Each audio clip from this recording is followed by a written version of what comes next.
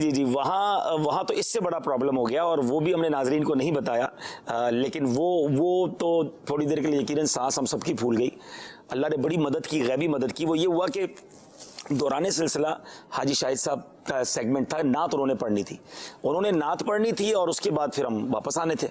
जैसे ही हमने हाजी शाहिद साहब को स्विच किया, जो हमारे स्टेज का जनरेटर था वो बैठ गया और पूरा स्टेज ब्लैक हो गया। अल्लाह। और ये वही बात मेरे दिमाग में आने लगी कि अब्दुल हबीब, मुझे था कि मैं इनको कहता था कि देखो अगर ब्लैक हो गया, कोई मशीन बैठ गई, कोई लाइट चली गई, अच्छा सलमान भाई आप बयान कर रहे हैं, आधे बयान में लाइट चली गई, आप कहेंगे चले भाई वमा अलैना इल्लल बलाग, दुआ कर ले। मैं आधा सिलसिला छोड़ के किधर जाऊंगा? कौन जीता, कौन हारा, किसके नंबर कितने, फाइनल में कौन पहुंचेगा, ये तो सवाल ही नहीं था ना कि हम ब्रेक करके खत्म कर दें। अब मेरी आईवी भी ना चले, स्टेज ब्लैक हो गया। नाजरीन को आपको नहीं पता क्या हुआ था, तो हाजी शाहिद साहब के पास अपने फौरन मैसेज भिजवाया कि अब आपने खत्म नहीं करना। अब शायद नाजरीन को वो राज पता चलेगा कि हाजी शाहिद साहब नात के बाद मजीद नाते पढ़ते रहे, मजीद मदनी फूल देते रहे।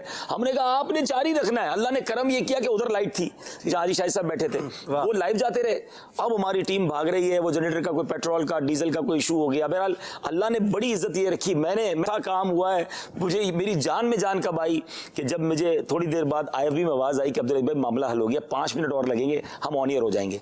मेरी सांस में मुझे ये नहीं था, मुझे ये था कि मैं नाजरीन को क्या जवाब दूंगा और फिर वही कि अभी फाइनल कैसे होगा। बहरहाल जब ये सिलसिला खत्म हुआ जी, तो हमने जो है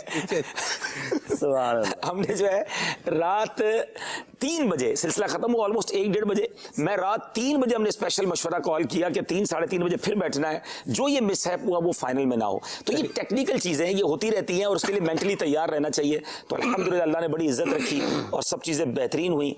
और जो एनर्जेटिक क्राउड था फैसलाबाद में जगह ही कम पड़ गई। हमारे कई नाजरीन तो बाद में शिकवा करके गए कि हम आए और हमें जगह ही नहीं मिली, हम वापस सिलसिला देखा।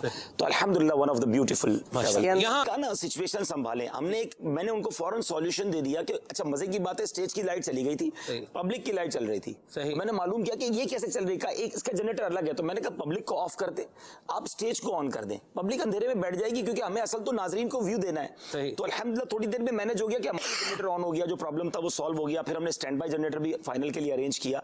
एक बड़ी चीज जो है ना, जैसे आपने कहा हाथ पांव नहीं फूलने चाहिए, ये मैं उन तमाम लोगों को कहूंगा कि जिनके घर पे जब कोई तकरीब हो, आपके घर में तकरीब है और आप मेहमान आ रहे हैं, आप होस्ट हैं अपने घर के, या लाइव प्रोग्राम कर रहे हैं, या आप किसी चीज को लीड कर रहे हैं ना, अगर आपके चेहरे पे हवाइयां उड़ना शुरू हो जाएंगी तो सबको पता चल जाएगा देयर इज समथिंग रॉन्ग। मेरे लिए तो चैलेंज ये था कि हेड ऑफ मदनी चैनल भी मैं हूं, इस सिलसिले को प्रॉपरली लाइव होना भी जिम्मेदारी हमारी है और फिर होस्ट भी मैं कर रहा हूं।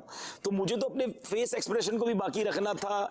आज बताया ना, वरना नाजरीन में से शायद किसी को नहीं पता चला होगा कि क्या हुआ था। 20 मिनट तक हम ब्लैक रहे थे, लेकिन मुझे क्या मैं डांटना चीखना चिल्लाना शुरू करूंगा तो एक तो वो भी, उनके भी हाथ पैर फूल जाएंगे, दूसरा मेरा भी सारा टेम्पो लूज हो जाएगा।